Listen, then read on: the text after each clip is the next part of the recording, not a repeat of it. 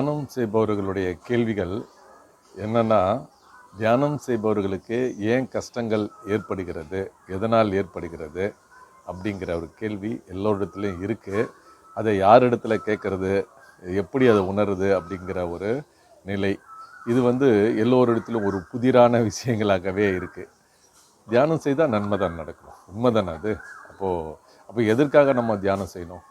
துன்பம் இல்லாமல் இருக்கணும் அப்படிங்கிறத நம்ம தியானம் செய்கிறோம். கஷ்டம் இல்லாமல் இருக்கணும் தான் தியானம் செய்கிறோம். அப்போ கஷ்டங்கள் ஏன் ஏற்படுது? அப்போ தியானம் சரியில்லையா? அப்போ தியானம் செய்கிற நம்ம சரியில்லையா? அப்போ தியானம் செய்யக்கூடிய வழிமுறைகள் தான் சரியில்லையா? அப்போ தியானம் கற்றுக் கொடுக்குற குருமார் தான் சரியில்லையா? அப்போ என்ன தான் காரணம்? அது நமக்குள்ள கர்மாவா? இல்லை என்ன தான்? எல்லா ஒரு காரணங்கள் இருக்கும் இல்லையா? அத்தனை காரணங்கள் நம்ம என்னன்னு நம்மளால் தெரிஞ்சிக்க முடியாமல் ஒரு புதிராகவே இருக்குது. ஆனால் எத்தனையோ செயல்களை செய்வோம், அந்த செயல்களெல்லாம் நமக்கு தோல்வி அடையும். அந்த தோல்விகள் நமக்கு ஒரு வெறுப்பை ஏற்படுத்தும். என்ன தியானம் செய்கிறோம், நல்லா தியானம் செய்யாதவன், நிறைய தவறுகளை செய்கிறவன், ஒழுக்கம் இல்லாதவன்லாம் இந்த வாழ்க்கையில் மிகப்பெரிய அளவில் சிறப்பாக இருக்கான், நல்லா வசதியாக இருக்கான், நல்ல ஒரு நிலையில் கஷ்டப்படாமல் சந்தோஷமாக இருக்கான். ஆனால் நம்ம மட்டும் ஏன் இந்த கஷ்டத்தையும் ஏற்படுத்திக்கிட்டு இந்த துன்பத்தையும் ஏற்படுத்திக்கிட்டு ஏன் இவ்வளோ சிரமங்கள் நமக்கு ஏற்படுது அப்படிங்கிற ஒரு கேள்வி எல்லாரிடத்துலையும் இருக்கும். அப்படிப்பட்ட ஒரு கேள்வியை தான் நம்ம இன்றைக்கி பார்க்க போகிறோம். இந்த கேள்வியினுடைய நிலைகள் நீங்கள் புரிஞ்சுக்கணும். இந்த கேள்விகள் ஏன் ஏற்படுது அப்படிங்கிறது தான். இது ஒரு முக்கியமான ஒரு விஷயங்கள். பல தளங்கள் இருக்குது. முதல்ல நாம் தியானம் செய்கிறோமா அப்படிங்கிறத முதல்ல நம்ம பார்த்துக்கணும். காலை மாலை 2 வேளை தியானம் செய்கிறோமா அப்படிங்கிறத நம்ம பார்த்துக்கணும். தியானம் செய்வதனால தன் குறைகளை நம்ம தீர்த்துக்கிறோமா அப்படின்றது 2வது கேள்வி. தியானம் செய்து நம்ம உணர்ந்திருக்கோமா அப்படிங்கிறது அடுத்த கேள்வி. தியானம் செய்வதனால நமக்குள்ளே ஏதாவது மாற்றங்கள் ஏற்பட்டிருக்கா அப்படிங்கிறது அடுத்த கேள்வி. அப்போ தியானம் செய்வதனால நாம் ஒழுக்கமாக இருக்கோமா அப்படிங்கிற ஒரு கேள்வி இருக்குது. இப்படி பல கேள்விகள் நமக்குள்ளே இருக்குது. ஆனால் அதன்படி நம்ம நடக்கிறோமா, இல்லை நம்ம தியானம் செய்யக்கூடிய குரு நல்ல வழியை தான் நமக்கு சொல்லி தந்திருக்காரா அப்படின்னு தான் நம்ம யோசிக்கணும். அதையும் நம்ம பார்க்கணும். அப்போது தியானம் பல தியானங்களை நம்ம எங்கெங்கே தியானம் சொல்கிறோமோ அத்தனை தியானத்துக்கும் போயிருக்கோம். ஆனால் அத்தனை தியானங்களையும் அதே கஷ்டங்கள் வருது. ஏன் அப்படிங்கிறத நமக்குள்ள ஒரு கேள்வி இருக்குத்தான் செய்யுது. அப்போது நம்ம எந்த தியானம் செய்யணுங்கிறது ரொம்ப முக்கியமானது, எந்த வழிமுறைகளை பின்பற்றணுன்றது ரொம்ப முக்கியமானது. அதை விட இன்னொரு சூட்சுமத்தையும் நான் பிறகு சொல்கிறேன். நாம் கடவுளை வணங்குறோம், கோவிலுக்கு போகிறோம், எல்லா கோவிலுக்கு போகிறோம், எல்லா பிரச்சனைகளை நம்ம பல கோவில்களை ஏறி இறங்குறோம். அத்தனை கஷ்டங்களும் அந்த கோவில் நமக்கு தீர்க்குதா அப்படின்னா இல்லை. எத்தனையோ சாமிகளை நம்ம பார்க்குறோம். அத்தனை சாமிகளும் நமக்கு எந்த விதத்துலையாவது நன்மை செய்யுதா அப்படின்னு பார்த்திங்கன்னா அதுவும் நமக்கு ஒரு கேள்விக்குறியாகவே இருக்குது. எத்தனையோ பரிகாரங்களை சொல்கிறாங்க, அத்தனையும் நம்ம ஏற்றுக்கிறோம். எத்தனையோ ஜோதிடத்திட்டு போகிறோம், அத்தனையும் நம்ம அவங்க சொல்கிற பரிகாரங்கள்லாம் செய்கிறோம். எத்தனையோ பூஜைகளை செய்கிறோம். ஆனால் அப்போ கூட தொடர்ந்து அந்த பிரச்சனை வந்துன்னு தான் இருக்குது. அப்போது எங்கே தான் குறை இருக்குது, எதனால் என்ன தான் ஆகுது அப்படிங்கிறத பக்தி மார்க்கத்திலே ஒரு குழப்பங்கள் இருக்குது இல்லையா? நம்ம சிவனை வணங்குறோம், விஷ்ணுவை வணங்குறோம், எல்லா கடவுளையும் வணங்குறோம். ஏன் முஸ்லீம்களுடைய மசூதிக்கும் போகிறோம், கிறிஸ்துவ சர்ச்சுக்கும் போகிறோம். அப்படி எல்லாவற்றுக்கும் போனாலும் நம்ம பிரச்சனையை தீரவே இல்லையே. அது என்ன தான் காரணம்? ஆனால் நம்ம திரும்பவும் அதே கடவுளை வணங்குறோம், அதே விஷயங்களை சொல்கிறோம். சலிக்காமல் யாரெல்லாம் எந்தெந்த கோவிலுக்கு போகிறோன்னு சொல்கிறோமோ அத்தனை கோவிலுக்கும் போகிறோம். அப்புறம் கடைசியில் ஏதாவது ஒன்று சொல்லி உன்னுடைய கர்மா அப்படின்னு விட்டுருவாங்க. அதே போல் தான் தியானத்துலேயே நீங்கள் எங்கே போனாலும் இதே தான் சொல்லப்படுது. எத்தனை தியானத்துக்கு போனாலும் உங்களை சொல்லக்கூடிய விஷயங்கள் இது தான். நீங்கள் கர்மா இருக்குது அப்படின்னு சொல்லி விட்டுருவாங்க. அப்போது நம்ம எங்கே தான் நம்ம பிரச்சனை இருக்குது அப்படிங்கிறத நம்ம உணரணும். இதில் ஒரு முக்கியமான சூட்சுமங்களை நான் உங்களுக்கு சொல்கிறேன்னு சொல்லியிருக்கேன். இதுதான். இப்போது பார்த்திங்கன்னா தியான முறைகள் எத்தனையோ இருக்குது. அந்த தியான முறைகளில் உங்களுடைய சக்தி ஓட்டங்கள் அப்படின்னு சொல்லணும். உங்களுடைய உயிர் மையம் அப்படிங்கிறத நம்ம சொல்லணும். அந்த உயிர் மையம் உங்களுக்கு எந்த இடத்துல இயங்குது அப்படிங்கிறத ரொம்ப முக்கியமாக நம்ம பார்க்கணும். இப்போது இது எல்லாருமே சொல்லுவாங்க, சக்கரங்கள்னு சொல்லுவாங்க. மூலாதாரம், சுவாதிஸ்தானா, மணிப்புரகம், அநாகதா, விசுத்தி, ஆங்கனி, சகஸ்காரம், இப்படி பல சக்கரங்கள் சொல்கிறாங்க. இந்த சக்கரங்களில் வந்து இந்த மையப்படுத்திருக்கு அந்த என்னுடைய சக்கரங்கள் அங்கே வந்து உயிர் சக்தி நிற்கிறதுனால எந்த இடத்துல அது நிற்குதுங்கிறத நம்ம பார்க்கணும். அது ரொம்ப முக்கியம். இந்த தியானம் சொல்லி தர்றாங்க, ஆனால் நம்ம வந்து ஒரு நாள் போகிறோம், இந்த தியானத்தை நம்ம கற்றுட்டு வந்துடுறோம். அது 1000 கொடுக்குறோமா இல்லை 10,000 கொடுக்குறோமா லட்சங்கள் கொடுக்குறோமா அப்படிங்கிறது முக்கியம் இல்லை. ஆனால் நம்ம வந்து நிறைய பயிற்சிகளை அவங்க அறிவுரைகளையும் அவங்களுடைய யூடியூப்களையும் நிறைய நம்ம பார்க்குறோம், கேட்குறோம். அதுக்கு பிறகு வீட்டுக்கு வந்துடும். அதுக்கு பிறகு நம்ம தான் நம்மளோட தொடர்ந்து நமக்கு அறிவுரை சொல்லிக்கிட்டு இருக்க முடியாது. அவங்களுக்கு எத்தனையோ வேலைகள் இருக்கும். ஒரு குருமார்களுக்கும் ஆன்மீகவாதிகளுக்கும் எத்தனையோ வேலைகள் இருக்கும். அத்தனை வேலைகளும் இருந்தாலும் நமக்கு எல்லாவற்றையும் செவி சாய்ப்பாங்க, இல்லை எல்லாத்தையும் சொல்லிகிட்டு இருக்க முடியும்னு சொல்ல முடியாது.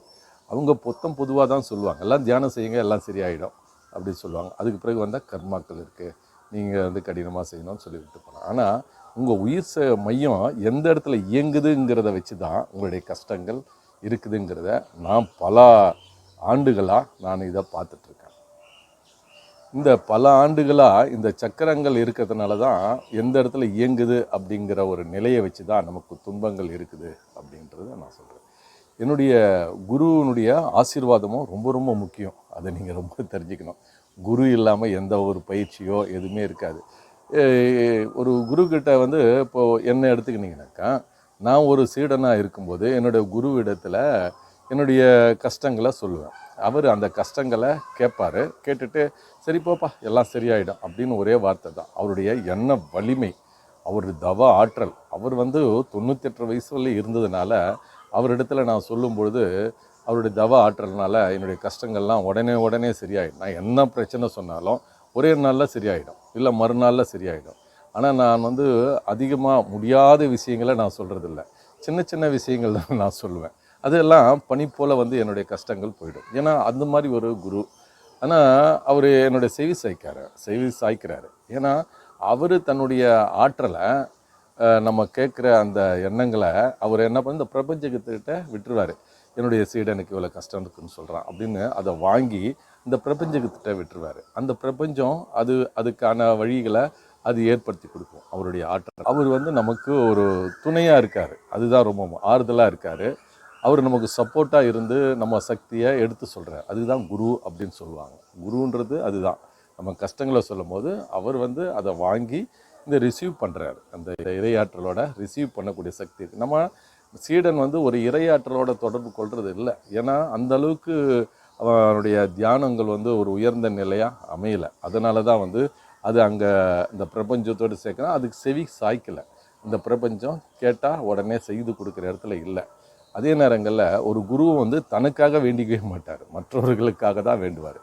இதை நீங்கள் புரிஞ்சுக்கணும். நமக்காக வேண்டுவதை விட தன்னுடைய குரு வந்து மற்றவர்களுக்காக நினைப்பார். அதனால தான் வந்து அந்த சக்திக்கெல்லாம் அவருக்கு சொல்வதை கேட்கக்கூடிய இந்த பிரபஞ்சம் ஒரு தவ நாடிகளுடைய நிலைகளை கேட்டு அது வந்து செவி சாய்த்து யாருக்காக நம்ம நினைக்கிறோமோ அதுக்காக அது செவி சாய்த்து செயல்படுது. இது ரொம்ப நீங்கள் முக்கியமாக தெரிஞ்சுக்கணும். இந்த சக்தி இந்த நிலைகளை தான் அவங்க கையாண்டிருக்காங்க. அந்த சூட்சுமத்தை அவங்க தெரிஞ்சிருக்காங்க. அதனால தான் நான்லாம் போய் அவரிடத்துல போய் சொன்ன உடனே எனக்கு நிறைவேறும். அவருடைய ஐக்கியத்துக்கு பிறகு எனக்கு அது செயல்படலை அப்படின்னு தான் சொல்லணும். மிகப்பெரிய கஷ்டங்கள், மிகப்பெரிய துன்பங்களை நான் சந்தித்தேன். இது வந்து காலத்தின் கட்டாயம் கூட சொல்லலாம். நான் வந்து ஒரு தாயின் அரவணைப்பில் இருக்கும்போது, என்னுடைய குருவின் அரவணைப்பில் இருப்போது எனக்கு எல்லா சிரமங்களும் இல்லாமல் இந்த உலகத்தை நான் வந்து எளிதாக என்னால் செல்ல முடிஞ்சது. ஆனால் நான் தனிமைப்படுத்தும் போது, என்னுடைய குரு வந்து இந்த பிரபஞ்சத்தோடு கலந்த போது, அவர் இந்த உடலாக இல்லாத போது என்னுடைய குரலை வந்து அவர் செவி சாய்க்க இல்லை அப்படின்னு தான் சொல்லணும். அவர் பிரபஞ்சத்தோட, அவர் இறை துகள்களோட கலந்துட்டார். ஸோ அவர் வந்து என்னுடைய தனிப்பட்ட ஒரு இதை அவர் செவி சாய்க்க மாட்டார்.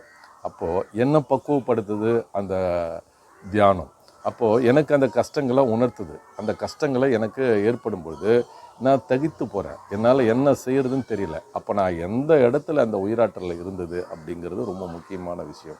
அந்த மையம், அந்த உயிர் சக்தி அப்படின்னு சொல்லக்கூடிய அந்த ஆற்றல்.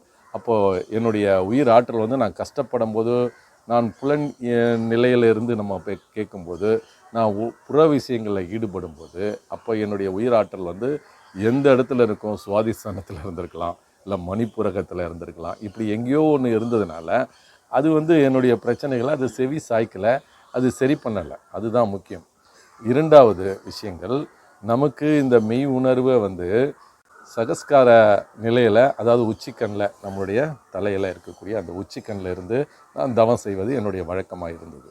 ஆனால் அந்த தவத்தில் நான் செய்வதை நான் தியானம் செய்துடுறேன், அதுக்கிட்ட நான் கோரிக்கை வைக்கலை. என்னுடைய கோரிக்கைகளை அது செவி சாய்க்கலை. ஏன்னா அது என்னை பக்குவப்படுத்துது, என்னை மேன்மைப்படுத்துது, என்னை எனக்கு கஷ்டங்களை கொடுத்து அது என்னை பக்குவப்படுத்தி கொண்டு என்னை வழி நடத்துது அப்படின்னு தான் சொல்லணும்.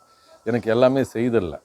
அது அந்த பிரபஞ்சத்தோட அந்த உயிர் சக்தி அந்த சகஸ்கார சக்கரத்தில் இருக்கும் பொழுது அந்த சக்கரம் என்ன செய்யுதுன்னா, இந்த பிரபஞ்சத்தோட இயற்கை நிலைகளை ஒட்டியே அது செயல்படுது. இயற்கை ஒட்டிய நிலை அப்படின்னு சொன்னால் இந்த பிரபஞ்சம் எல்லாருக்காகவும் இருக்குது அப்படிங்கிறது தான் உண்மை. அது தனிப்பட்டவர்களுக்காக இல்லை. ஆக அந்த தியானத்தை நான் செய்யும் பொழுது எனக்கு எல்லார உயிரையும் பாவிப்பது போல் என்னையும் பாவித்தது. அங்கே எல்லாம் சமம் நிலை அப்படிங்கிறதுனால அந்த இடத்துல இந்த பிரபஞ்சத்தோட என்னை இணைய சக்தியினால் அது எனக்கு இந்த ஞானத்தையும் இந்த உயர்ந்த நிலைகளை மட்டுமே எனக்கு அங்கே போதிக்கப்பட்டதை தவிர என்னுடைய தேவைகளை, என்னுடைய குடும்ப சுமைகளை, என்னுடைய கஷ்டங்களை, என்னுடைய துன்பங்களை, இந்த உலக விஷயங்களை அது எனக்கு செய்து கொடுக்கல. காரணம் என்னென்னா, அது அந்த நிலை, அந்த அந்த மையம் அதுக்கான இடம் இல்லை அப்படிங்கிறத காலம் கடந்து நான் தெரிஞ்சுக்கிட்டேன். அப்போ இந்த கஷ்டத்தை எங்கே தான் நம்ம நிறைவேற்றுறது, எந்த இடத்துல தான் செயல்படுத்துவது அப்படின்னு நம்ம யோசிக்கும்போது நம்மளுடைய நெற்றிக்கண், இந்த நெற்றிக்கண்ணில் நினச்சா மட்டும்தான் நம்ம பிரச்சனைகளுக்கு தீர்வு கிடைக்குது அப்படிங்கிறத நான் ஒரு காலங்களில் நான் உணர்ந்துட்டேன். அதனால் நான் இந்த நெற்றிக்கண்ணில் நினச்சா மட்டும்தான் நம்ம உலக விஷயங்களையும் உலக துன்பங்கள் இருந்தும் மீண்டு வரக்கூடிய மிகப்பெரிய மகா மந்திரம் இந்த நெற்றிக்கண்ணில் தான் இருக்குது. இந்த புற வாழ்க்கையை நமக்கு ஒருநிலைப்படுத்துவதோ, ஒழுங்குபடுத்துவதோ, சீரமைப்பதோ, செம்மைப்படுத்துவதோ, வலிமையாக ஆக்குவதோ, வளமாக ஆக்குவதோ எல்லாத்துக்குமே இதுதான். இந்த உடலையும் இந்த மனதையும் இந்த ஆன்ம வலிமையும் எல்லாத்தையும் சமநிலையில் செய்யக்கூடிய ஒரு இடம்தான் இந்த நெற்றிக்கண். ஆனால் உச்சிக்கண் அப்படி இல்லை. உடலை தாண்டியது, மனதை தாண்டியது, ஆன்மாவோடு ஒன்றியது, இந்த பிரபஞ்சத்தோடு கலந்தது. ஏன்னா அதனுடைய விதி, அதனுடைய செயல் விளைவு அதுதான். அந்த செயல் விளைவுகளால் நம்ம இருந்ததுனால தான் அது அந்த இடத்துலேருந்து செயல்படுத்துது அப்படிங்கிறத, இந்த உண்மையை நான் புரிஞ்சுக்கிட்டேன். புரிஞ்ச பிறகு தான் எனக்கு ஒரு தெளிவு கிடைச்சிது. அந்த தெளிவு தான் இது. அதனால தான் இந்த உச்சிக்கண் பயிற்சியில் கூட ஒரு குரு இருந்தால் மட்டும்தான் நீங்கள் செய்யணும். நீங்கள் குரு இல்லாத பொழுது, நீங்கள் தனிமைப்பட்ட பொழுது, நீங்கள் இந்த உச்சிக்கண் பயிற்சி செய்யும் பொழுது கொஞ்சம் ஜாக்கிரதையாக செய்யணும். ஏன்னா அந்த தலம் இந்த பிரபஞ்சத்தோடது. அதனால தான் இதை நான் உங்களுக்கு சொல்கிறேன். அன்பான மெய் உணர்வாளர்களே, உங்களுக்காக தான் இதை நான் சொல்கிறேன். நீங்கள் தியானம் செய்யும்போது நெற்றிக்கண்ணில் இருந்து தியானம் செய்யுங்க. உச்சிக்கண் தியானம் செய்யும் பொழுது குருவினுடைய தொடர்பு இருக்கும்போது உங்களுக்கு எந்த கஷ்டங்களும் எந்த பிரச்சனைகளும் வராது.